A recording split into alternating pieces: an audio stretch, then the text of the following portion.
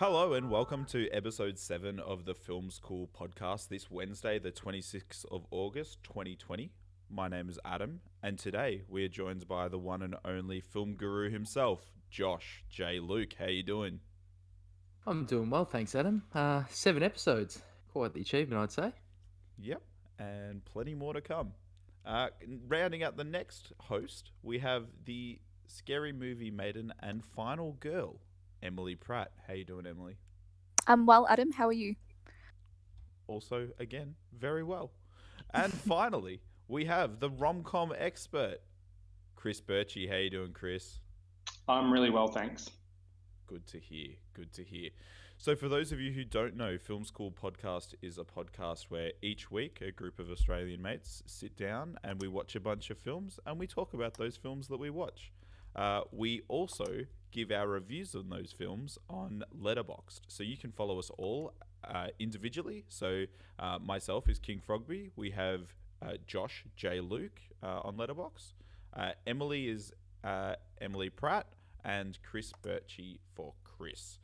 I guess let's start off the episode as we always do. Let's talk about the movies that we watched this week. So, Emily, why don't you start us off? All right. Well, this week I watched Anaconda. Okay. And I'd like to be very, very clear from the start and just let everyone know that this is a terrible movie. Absolute trash. But it's the kind of terrible that makes for a really dumb, really fun time because you can just laugh the whole way through. So, it's from 1997, directed by a guy called Louis Losa, I think it is, who's a Peruvian director. And the basic premise is that a documentary film crew consisting of J-Lo, Ice Cube, Eric Saltz, Jonathan Hyde, and Owen Wilson. Okay, so there's an image for you, all those actors together. So basically, they're trying to film a doco in the Amazon rainforest, but along the way, they end up crossing paths with Jon Voight, who is a snake hunter with the most ridiculous accent I've ever heard. And he kind of forces them to aid him in hunting this legendary giant green anaconda. So, yeah, it's meant to be like an action horror type of movie, I guess you could say. But I don't think anyone who watches it can honestly take it seriously. Like, I don't even know how the director and everyone else involved in its production could have sat there after the final cut being like, yeah, this is a good movie. We've really nailed it. Great horror movie. Like the snake itself, so this giant anaconda, it's like laughable, which I know like you've got to be generous because it is a 90s movie, but like it doesn't even move like a snake, just adds to the fact that it's a really funny movie. Owen Wilson himself comes off like he's actually playing a role in a comedy film. And then there's Jon Voight, who has actually won a Best Actor award, or Oscar I believe it is. But for his role in this one, he actually wins an award for Worst Actor. So yeah, like no joke, it's just just terrible, terrible acting. His accent is like I don't even know. He's meant to be from like Paraguay, but it sounds like he's kind of trying to do like a loose Al Pacino Godfather accent. I don't even know. It's just It is the worst Tony Montana accent from Scarface I Oh, have that's heard what it in my is. entire life. Or then there's scenes he just sounds like Jon Voight. Yeah, He's just like, can't be bothered doing the accent in this scene. Just gonna yeah, go with Jon Voight it. legit. It just it's all over the shop and it's hilarious. And yeah, it's quite astounding, I think. So this movie, it was made with a budget of $45 million and it actually grossed like $136.8 million worldwide at box office. So it's actually made heap of money. It's achieved the status of like being a cult classic. And it's also had a series of films that have been created after it as well. So like sequels and stuff. So yeah, pure trash though. Pure trash that I actually really loved though, because it actually brought me some genuine laughter and enjoyment. So I actually gave this one 3 stars. I think the sequels are pretty trash as well by the sound of it, from what I looked at. I think they would all be straight to video releases. Yeah. I doubt there's any quality there. I also gave Yeah. it 3 stars though. Like I preferred watching it than a stupid comedy that's trying to make me laugh and couldn't. This genuinely made me laugh by being completely terrible. Terrible. Yeah. And yeah. Sounds good. Perfect. Well, I watched Holmes and Watson. So this is another Sherlock Holmes adaptation. So with this one, it's got the same premise as most of the other ones, where the police are unable to solve some form of a mystery or a mysterious case. So they enlist or in this case, the Queen of England enlists the services of Sherlock Holmes to essentially try and save the day. So it stars Will Ferrell as Sherlock Holmes and John C. Riley, I think, yep, as Dr. John Watson. There is definite chemistry between them. They're the same pair that have done Talladega Nights and Step Brothers. So if you hated those movies or disliked those movies, then you are going to really hate this movie. This movie, compared to them, is the equivalent of staying in the Hilton. So, as in Step Brothers, is like the equivalent of the Hilton, whereas Holmes and Watson is like staying in a dodgy 1 to 2 star motel in the dodgy part of town. It's just not very good. So, with that in mind, it's like a full-on slapstick sort of toilet humor type comedy. You really have to wade past all that to find the sort of a handful of clever and witty scenes in there, which I was able to find because I don't mind some of these sort of trashy comedy type movies. But there is a few clever parts where Sherlock Holmes uses his elaborative mental skills and references to past events and the odd contemporary reference to get a few laughs. I suppose my favourites were, there was a comparison between like the 20th century and 21st century courting or dating, where after a night of drinking, Holmes and Watson, or Holmes convinces Watson to send this late night Morse code message to a female that he desires. And then it's got Watson exclaiming, "Are you sure this is a good idea?" To which Holmes responds, "The combination of the late hour and your drunkenness will provide communication of extreme honesty. I shall call this an intoxigram, and no one will ever regret sending one," which I thought was quite amusing. I also liked some of the irony in there. So there's a scene when Watson saves the day, which normally isn't a case of Sherlock Holmes. Normally these movies, Sherlock gets all the credit, and Watson sort of is in the back there, so not really getting the credit. So he saves the day by preventing the Titanic from being blown up before leaving the harbour on its very first fateful maiden voyage, as we know now. So back in, I think it's 1912. But the funny part about that is Sherlock's speech was something along the lines of, let's Watson's name be forever associated with the Titanic. When you think of your family and loved ones on board the Titanic, you only have Watson to thank for this. So I thought that was quite ironical and fairly humorous. But yeah, so potentially if you watch this, it's at your own risk. It's not great, but if you wade past a lot of those slapstick type comedy, and you can get a few laughs out of it. So I gave it a 1.5 out of 5. I was about to ask what score you gave it. I couldn't make it through 20 minutes of this film when it originally came out. It was way too much for me. It was. Sorry, you go, Josh. I was gonna say I doubt I'd make it through the opening credits, to be honest. Yep. Yeah, it's not very good. But if you like, if you just want to sit there and watch something that you don't need to think about, and try to get past all the really dumb gags, it does have a few funny moments. I feel like that's just Will Ferrell at the moment, like in most of the movies that he does. Yeah, it's he's hasn't created something very good for a long time now. Yes. Yep. All right. So this week I watched the movie Black Death, filmed in 2010. For some reason, I thought it was filmed this year because it has an incredible cast lineup. I don't know why when I saw it on Amazon Prime. Directed by Christopher Smith. It's essentially the bubonic plague is decimating medieval Europe, and there's rumors of a village that is immune to the plague. And there's talk of like a necromancer who lives in the village and who's able to raise the dead. So this ragtag team of knights and monks, including Sean Bean, Eddie Rayman, the guy from Fantastic Beasts and Where to Find Them, head out to this village, and I guess like the best thing about this film is really the actors. Like Sean Bean, I think is born to play medieval or like knight. He's personified in that character, and sorry, we're potentially having audio issues. No, all good. Keep All going. good. Yeah. So, anyways, I would recommend this movie if you're into like medieval realism. But yeah, that's it. I gave it a 3 out of 5 stars. Doesn't do anything particularly well, but it's enjoyable enough. Moving on, Josh. All right, so I had a quite a self-indulgent, I think it was Sunday, where I watched 2 Keanu Reeves action movies back to back. I started with Speed, the 1994 action classic directed by Jean de Bont.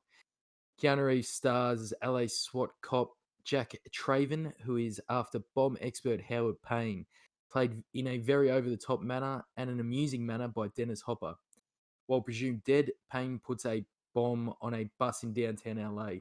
He informs Jack that unless he is paid a ransom of nearly $4 million, the bomb will explode. But here's the kicker. Once the bus hits 50 miles per hour, it can't go below 50 miles per hour or else it will explode. No one can leave the bus or else it'll explode. Can Jack, with the help of street smart LA resident Annie Porter, played by Sandra Bullock, and the rest of the bus passengers make it out alive? This also stars Jeff Daniels as Jack's bomb expert partner Harry Temple, and Alan Ruck, who is Cameron in Ferris Bueller's Day Off, plays one of the passengers on the bus. This is a 4.5-star movie for me. I absolutely loved it. It brings back memories of being a kid, and yeah, it's just one of the best action movies of the 90s in terms of just mad stunts, overblown action. I can't recommend it higher. The other one I watched was Point Break, but I won't get into that now. Also a good movie. Oh, I saw Point Break a few weeks ago. So if you want to jump into that real quick, just go for it. Yeah, Point Break, really good. Phenomenal. Just great chemistry between the 2 leads and pretty much the whole cast. So silly, over the top. It's about surfing bank robbers, and Keanu Reeves plays a former college quarterback turned undercover cop surfer. It's the best. Yeah. And Not as good as Speed, though. as a shout out, it ends up in Bells Beach in Australia, in Torquay. Certainly does. I used to love Speed, the movie. Like it was just such a great movie. And I don't know how they managed to do it, but the 50 miles an hour thing, like the suspense, just every time the bus was getting a bit slower, you were just like, oh no, speed up, speed up. And I won't ruin anything, but this sort of has a 3-act structure where it's got 3 of the best 90s action movies rolled into one. Do you think that it inspired movies like Crank and like Guns Akimbo and that sort of stuff? Because like Crank's sort of the similar concept. He can't get his heart rate below like a certain. Yeah, no, definitely would have. But it's just way better. Yeah. Yeah, I didn't enjoy Crank at all, but I have fond memories of Speed, although I haven't seen it for a number of years. I won't blow anything, but my favourite stunt's the one where he's on the thing under the bus. Like he's being dragged along on the thing trying to defuse the bomb. Oh, classic. Cool. Well, another movie I watched this week, keeping in the theme of watching horror movies about documentary crews. This one is called As Above, So Below. And it's a 2014 film. It's an American like found footage horror film. So it's written and directed by a guy called John Eric Dowdle. And basically, so about a documentary crew, but like instead of roaming around the Amazon, they're filming this girl who's an archaeologist. And she's continuing on with her father's hunt for the Philosopher's Stone after he commits suicide. So I know what you're all thinking at this point. The Philosopher's Stone and Nicholas Flamel do actually exist outside of Harry Potter. I was quite surprised when I first heard this mentioned. I was like, oh, that sounds really weird, talking about the Philosopher's Stone outside of the world of Harry Potter. But yeah, they're actually part of a legend, not just J.K. Rowling's brain. So yeah. But anyway, she ends up searching the catacombs of Paris for this stone, which is meant to grant eternal life and turn metals into gold or silver. And yeah, in her search for this, she actually kind of discovers Hull as well. So yeah, it's loosely based on like the 7 layers of Hull. though, as they're kind of as they're progressing through the catacombs, they're actually encountering different like levels or layers, which are symbolic of things like limbo, lust, greed, violence, and all that sort of stuff. And yeah, overall, I was actually quite impressed with this movie. It felt really claustrophobic, which reminded me a lot of The Descent, if anyone's seen that. The atmosphere was really suspenseful. Like I was really tense the whole time, which I guess probably comes down to the fact that there's no way in hell that I'd be illegally wandering through catacombs. But anyway, and yeah, I think the found footage style worked quite well for this movie as well. Um, Overall, I found it pretty scary as well, which was both through like jump scares and just the general atmosphere. But yeah, not an exceptional movie. Like things definitely unravel a little towards the end of it. But not a bad movie at all. So I gave it 3.5 stars and would recommend checking it out. The thing, I think this is as good a movie as it could have possibly been. So, like, Mm. when you go into making a movie, you have to understand that not every movie is going to be an Oscar winner. And, like, this is just like going down to Macca's and getting a cheeseburger. Like, yeah, it's just that really good cheeseburger. It's not a steak, but it's still really good. Mm. The premise Good really analogy. sold me. It's interesting. Yeah, it's Yeah, really cool. sounds And really they use the format really well. It's probably the best found footage movie that for using the format, I guess, that I can remember. great. Yeah, I definitely might check that out. Although you did say scary and jump scares, so that sort of pulled me back a little bit. I think that after Evil Dead last week, I cannot. He may have a heart attack. No, it wouldn't. It couldn't be worse. I'm sure you'd be fine. I feel like you're getting your head around horror movies finally, Adam. If you You'll be got through alright. host, I reckon you get through this. Also, shout out to Let's Scare Adam, our sister program. Yes, absolutely. You can check out the reaction to Evil Dead on youtube.com/. Oh, wait, no, I don't think we have that URL, but just on Film School Podcast. And then you can also find Josh and I discussing it. All right, jumping along.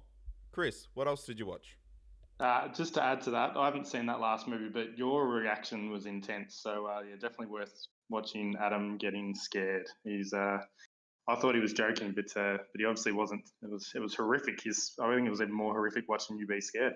He didn't sleep that night, apparently. I legit had nightmares. Like, no joke. I had dreams of this stupid evil lady with those eyes. It was awful. All right. Well, I watched another childhood one that I liked from growing up called Jumanji from 1995. I absolutely loved this movie as a child, and I still absolutely love it now. So it's just such a fun, magical, creative movie for all ages. I'd recommend everyone see it. If you haven't seen this and you're thinking of seeing the newer versions, I haven't seen the new ones yet. Go to the original first before you even bother checking out the new ones because the original is very good. So as I said, stars Robin Williams, and it's centered around a supernatural board game that comes to life with each roll of the dice. The game and I suppose any havoc that's created continues until someone reaches the end of the game or wins the game essentially.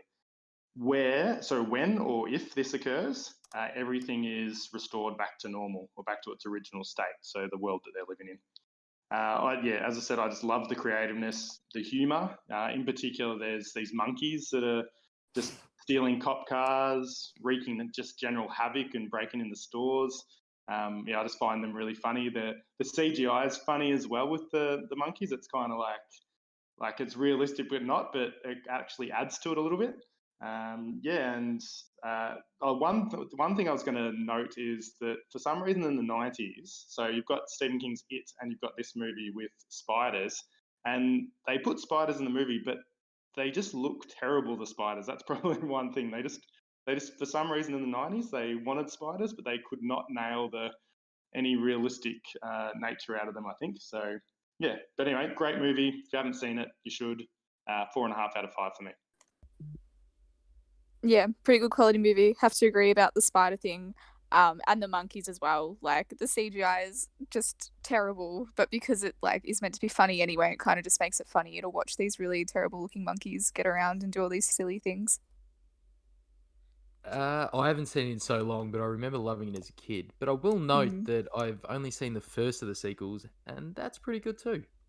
Pretty good time. Well, it's got The Rock, doesn't it? Yeah, Does have The Rock, yes. Yeah. I That's gonna be actually right. love the sequels. Like, I was so skeptical, but they're a great time as well. Yeah, the one I've seen, Jack Black in the first sequel puts in one of the best performances in a comedy I've seen in ages. Mm. Yeah, I hope that you go and check those out as well, Chris. Yeah, I'm definitely happy to, but yeah, I just want to make sure people go back to the original because it is very good. It's a very good movie. Awesome. So moving on, I watched Bill and Ted's Bogus Journey. So the second film in the Bill and Ted trilogy. So Bill and Ted are back at it again, and they're on a fantastical adventure when Denomulus, a villain from the future, sends an evil robot duplicates of both Keanu Reeves and Alex Winter to terminate and replace them. So in this film, these robots take Bill and Ted out to the middle of the desert and kill Bill and Ted, and they challenge. So the real Bill and Ted challenge the Grim Reaper to a series of games in order to return to the lands of the living. That's the It's the weirdest sequel to a movie I've probably ever seen. And I've got the biggest smile on my face hearing you talk about it. Yeah, so like I thought that like the sequel would jump into like time travel and adventure again. No, like they totally throw away that there was ever any like, or there's like a little bit of time travel, but like at the very start. But then that's it. There's no more time travel. They just straight up go to the lands of the dead and they deal with the worst looking Grim Reaper of all time. And the But graphics, he's so awesome. yeah, he is awesome, and like he has this high pitched voice and sounds super comical. Like I was having such a great time. And then I this is 1991 film. I will say that like the effects on this are fantastic. I love when they go to like heaven and just like how white and pristine, and they bash a bunch of people to get robes to get led into heaven's door. Anyways, like I gave this only a 3.5 stars out of 5. It is a fantastic movie. I just don't think it's like gonna change the world, and I don't think it's like the best movie I've ever seen. But man, if you want a good time, like Bill and Ted, highly I recommended. I love how evil Bill and Ted are. They're just, but it's like evil in a real way. Like they're just dicks. They're straight up dicks. Throwing They're just, chips at the yep. girls, like Oh man, what trashing a the movie. place, throwing their heads around. It's really, really good. So yeah, that's Bill and Ted's Bogus Journey. And hopefully when the new one releases, I will give you a review on that. Jumping definitely along, will. Josh, round it out.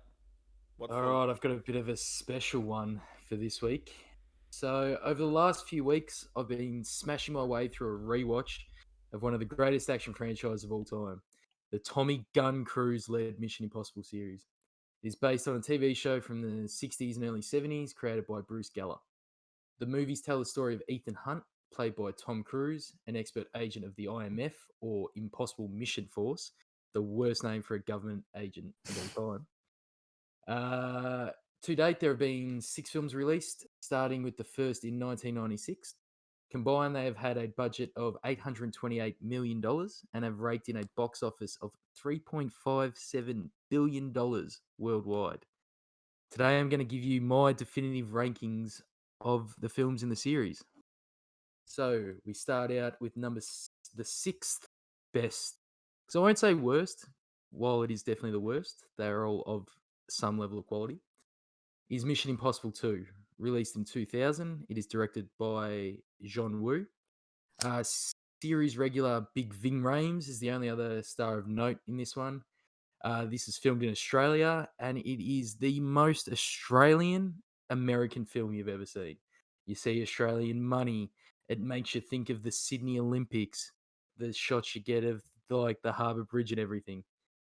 But the editing sucks, and it feels kind of like a a good bad 2000s era James Bond film. Moving on, we have Mission Impossible 1 at the number 5 slot, released in 1996. It is directed by Brian De Palma. Second film of the week, starring John Voight.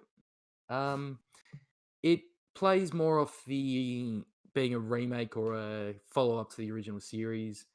Has some iconic stunts, but the series just hadn't found its legs yet.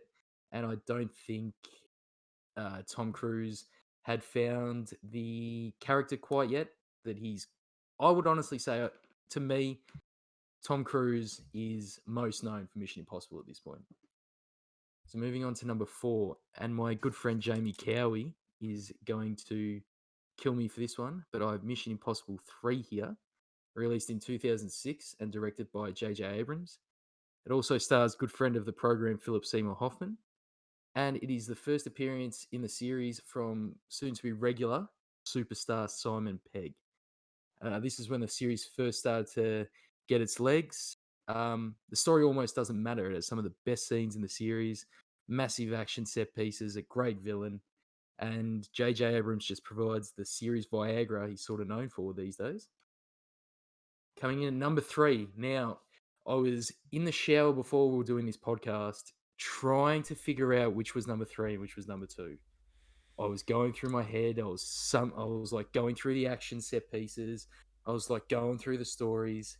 I was going through what people have said to me, and I decided on this. Number 3, Mission Impossible 5, Rogue Nation. Released in Good answer. 2015. It is Great directed answer. by Christopher McQuarrie. It's the first appearance of Alec Baldwin and Rebecca Ferguson in the series. For anyone watching this, the 2 massively awesome action pieces for me are the opera scene and the underwater computer vault scene. I almost had it at number 2 because of the computer vault scene being so awesome. But it's not quite as good on the story as the next entry. And I do love the Alec Baldwin edition, but the next entry just pips it at the post. So number 2 goes to Mission Impossible 4, Ghost Protocol. Oh, wow. Released in 2011 and directed by Brad Bird. It is Jeremy Renner's first entrance in the series. And this is when the series, I feel, got to be the high point of action that we have today. In terms of old school, big budget action flicks, this kicked off Mission Impossible being in that sort of conversation. The scenes to note for me are the Dubai scene, which is... There are a few better sequences in action films than this Dubai sequence. And the Kremlin sequence. So cool. The Kremlin sequence when Simon Pegg and Tom Cruise are breaking into the Kremlin is one of my favorite bits in the whole series. Which leaves us at number 1, Mission Impossible 6. Wow. Fallout. Fallout's the best. Released in 2018, again directed by Christopher McQuarrie. Henry Cavill joins the ensemble cast of regulars in this absolute thrill ride, top to bottom action flick. Okay, this is the biggest shot of adrenaline movie I've ever seen. So it starts at about a 10th gear, finds 15th gear about an hour into the movie, and then just keeps going up gears from there till it finishes. The helicopter sequence at the end of this movie is insane. Absolutely insane. This is as close to a perfect action movie as I think you can make these days. Yeah, the Halo jump and like the fight between Henry Cavill and Tom Cruise. Oh my god, everything about this movie. I will admit that I was so close to giving this a 5 because there was just nothing wrong with it. It's so Mission Impossible has almost become the Avengers of like spy flicks. He's got his team of regulars. They all come together and they get the job done. And yeah, just doesn't get better than this. Could not agree more. That was a fantastic ranking. Thank you very much. Ghost Protocol as my number 1 and Fallout as my number 2. Understandable. I've only seen the first three, so number 2 was my favourite out of those from memory. You guys need to In watch. particular, soundtrack as well. Yeah, you definitely need to watch number 4, 5, and 6 because they transcend the quality of the rest of the series. It's quite insane. Like, this is the only series where it starts off okay. By movie 6, you're like, this is one of the best movies I've seen all year. Just quickly, Fallout's the one where like the nuclear bomb gets, or the nuclear uranium gets stolen, right? And then they have that sick like motorbike chase as well. Yes, it is. Oh my god, yeah, no, I think Fallout takes the cake. It is. Yeah, It's set piece after set piece after set piece, and they're all good. And how Tom Cruise is not dead is beyond me. The amount of stunts he actually pulls off in these films, he may be Jesus. Like, I think I might be a Scientologist now. To LRH, I'm in. I'm ready for my Thaden test or whatever it is. excellent set of reviews for the Mission Impossible movies. All right, so now it is time for our big topic.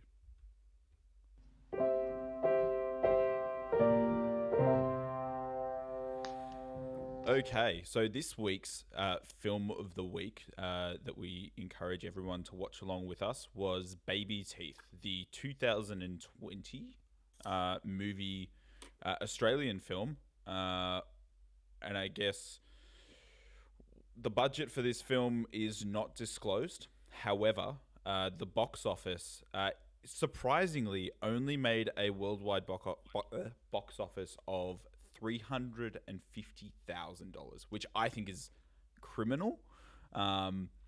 It stars... Oh, geez, I've lost the page. Do you want to jump in with who it stars, Josh? It stars Ben Mendelsohn, Essie Davis, Eliza Scanlon, and is it Toby Wallace? Yep. Yep. So do you want to tell us a bit about this film? I think we should just start with, it is a coming of age drama. Let's get that out there very early. There's been some talk about this being a comedy drama. It is just not. quickly, if you haven't seen this film and you plan on watching it, I suggest that you go into this movie, and we all suggest that you go into this movie entirely blind. Don't look at a synopsis, just watch it. Yeah. Sorry, continue, Josh. No, I couldn't agree more. That was a good time to fit that in because I think the best way to do it is the only synopsis I'll give is the one line that is on Letterboxd. I think that's fair. Yep. If you'd watch the trailer, most people watch trailers of films, you'd know this, I would guess. It is about a terminally ill teen who upsets her parents when she falls in love with a small-time drug dealer. That is as general and broad as I think we can put it. Yep. Okay, so just some other information on the film. It was premiered at the Venice Film Festival in September 2019, where it received extremely positive reviews. It currently sits at a 93 on Rotten Tomatoes, and has a 7 out of 10 on IMDb. Which is criminally low. I agree. So I guess, yeah, I guess like we have to jump into spoilers now, but what was everyone's first impressions? I was quickly just going to butt in and say that essentially, Adam, before you just told everyone to stop listening to our podcast and then watch the movie and come back to it whenever you can. So I thought that was funny. Yeah, well, like once you've watched the movie, then come and listen to our thoughts. Yeah, fair enough. So what did everyone think? How'd you guys go? Was this not like the most shocking film? I'm going to be honest. I bawled my eyes out throughout multiple scenes of this movie. It was heartbreaking. Heartbreaking watch, but beautiful. Awful, but beautiful. So yeah, I don't know. I was an absolute wreck when this was done, and I could tell the whole movie that I was going to be, and I still was. I've got the whole time to prepare for it. I'm going through this emotional journey with these people, and I'm like, I am going to be so fucked in about 20 minutes. And yeah. So I would say that, like, for me, the first probably 20 minutes, I was not super invested. I thought that it was really weirdly shot. I felt like they were doing. I felt like lots of the camera angles were like just really close up and like really close to the face. But then, about 20 minutes in, and I think the scene when she ends up like the mum gives the drug dealer a lift to the school, and she gives him a kiss goodbye. I don't know why, but at that moment, I sort of flipped on its like my whole tune to the movie flipped, and I was super invested. And you know what's coming, and Mm. would you say that like the best thing about this film was probably the dialogue? Yes. I think, yeah, dialogue and like the fact that the family and all the characters are just really real. Like they all feel like actual humans.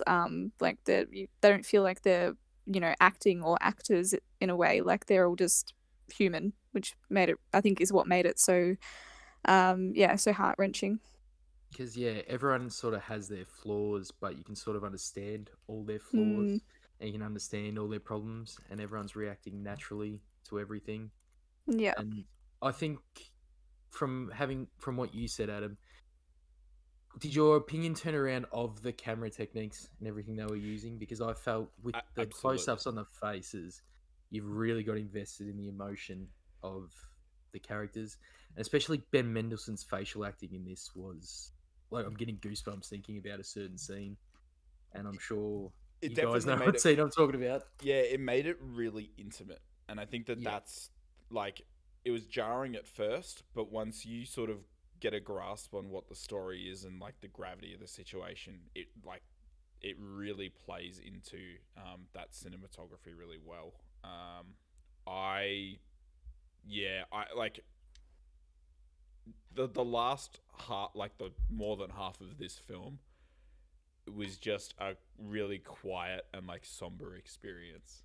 Um, and you just feel for every character, and you totally understand like the mistakes that they're making, and like you understand like the perspectives of the main character, and you understand like how her parents are feeling and why they're feeling that way. And it just it was great. Chris, what were your thoughts? Yeah, Oh, sorry. Chris. We haven't. That's all right. Yeah, I was going to say the same stuff. It's extremely heartbreaking and it's disturbing at the same time. As you said, the close-up shots at first did seem a little, maybe slightly out of place, but from that point on, they created so much empathy for the characters. You were just sort of seeing with how do you say her name? Mila? Yeah, Mila's character.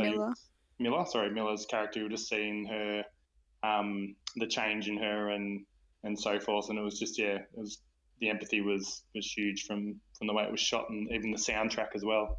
Everything was I forgot about that. The soundtrack was absolutely stunning as well. Yeah. Oh, very emotional. Yeah. we had Cat The Empire record they in always there. played. Yep. Can we just talk for a second too about this one particular scene which I adored? It was the scene where she's gone to the party with Moses and she's like, he's kind of ditched her for his girlfriend or the other girl he knows or whatever. And she's just like dancing, and the lighting and the music and everything in that moment was just like, blissful, I thought. I summed that scene up as it looks like how a party feels. Yes. Yeah, absolutely. And I think it was good because like I think like that's like the moment where you like she's just trying to live like a normal life. And like it's just like a real raw, I don't know, really raw image of like partying and like trying to just like live while you've got all these shitty circumstances around And you. it wasn't like an overdone scene of like partying or anything either. Like it wasn't like, a lot of movies you see where it's kind of like a bit over the top and not anything like of what being at a party is actually like. Like, I don't know if that makes sense. It felt like you could actually be there. I felt the same. Yeah, you could see she was like living in the moment, and in a sense, it's her last moments and just trying to make the most of things, enjoying what she had left, I suppose. All right, what's everyone's thoughts on Moses? Do we like Moses or do we hate him? I liked him. I liked him. Interesting. He's he may be a victim of circumstance, Yeah, I liked him as well. I think maybe at the start that kind of was one of those feelings of, is this going to be another movie where the girl or guy falls for the bad guy type person, or the person that's more troubled. But after that, you saw that he was actually a nice individual, and he just had some poor circumstances happen in his life as well. Yeah, and I think like because in the beginning I was like, oh, am I gonna feel like this movie's problematic? Like he's 23, she's 16 or whatever. Like, but I think because it was clear that he like was just kind of looking at her as well, a source for prescription drugs, but also like probably just a bit of friendship. I think that helps me not find it creepy. Yeah, it didn't feel predatory at all, No. and it presented a relationship that would probably happen in real life. Like, it's not out of the question. It's legal, especially here. And yeah, while not common and not always widely accepted, it sort of happened naturally as well. And And again, like realistic. yeah, exactly right. Mm. Like, it's not like he's going to harm her more than life Yeah. already has. Yeah, absolutely. I just want to sort of touch base that very last, like the last evening that you spend with Moses Miller with the pillow scene. That I was that was an emotional moment. Like that was like I was sitting there and just being like, is this actually how it's ending? And I'm gonna. I haven't talked to a movie in a long time. But this was one of the first times where I'm talking to the screen as if the characters can hear me. I'm like, please, no, do not. Yeah, see, that scene almost lost me, to be honest. I was like, no, this has been phenomenal so far. Don't tell me that this is going to happen and I'm just going to be angry at the fact that this has taken place.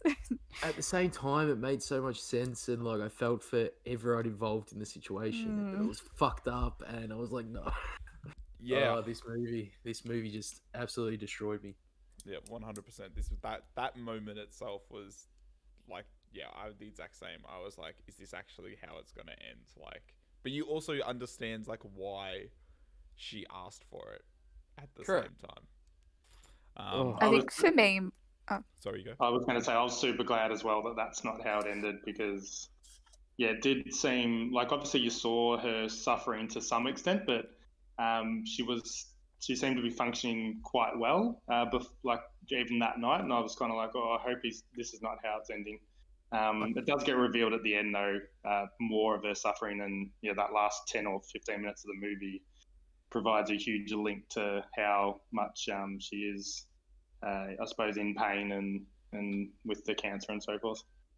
Having said that, that actually brings up a good point of, I think this movie does a good job of sort of not showing the suffering of her illness as a physical thing, but you understand the suffering through the emotions of others. Yeah. The last 15 minutes in particular does really bring that back. And yeah, I agree. I think the movie was probably, other than that, for a second, that scene when I thought she was going to be suffocated by Moses, it does a really good job in enhancing the movie by not focusing on, like going to doctor's visits or medication and all those sort of things that are associated with cancer. Yeah, kind of more focused on like I don't know, well, like happy moments for her, I suppose, but like, yeah, how it was affecting everyone, I guess. Yeah, it was like a bittersweet. Like there was so many moments that were like really bittersweet, like the playing the piano with the mum. That scene, I was gonna say before, that scene is what like first caused me to lose it. I was just like, oh, I don't know whether it's because I play the piano too, so I'm like, I could put myself in the shoes of like the mum at the piano. I don't know what it was, but just something about that scene and like the shot where it was like everyone just watching them and the looks on their faces. I was like, oh, it's making me emotional thinking about it right now. Like I can't. What a movie this is. Just thinking back at it, and some of the best acting I've ever seen in an Australian film, for sure. Like, not even close. The top 4, phenomenal.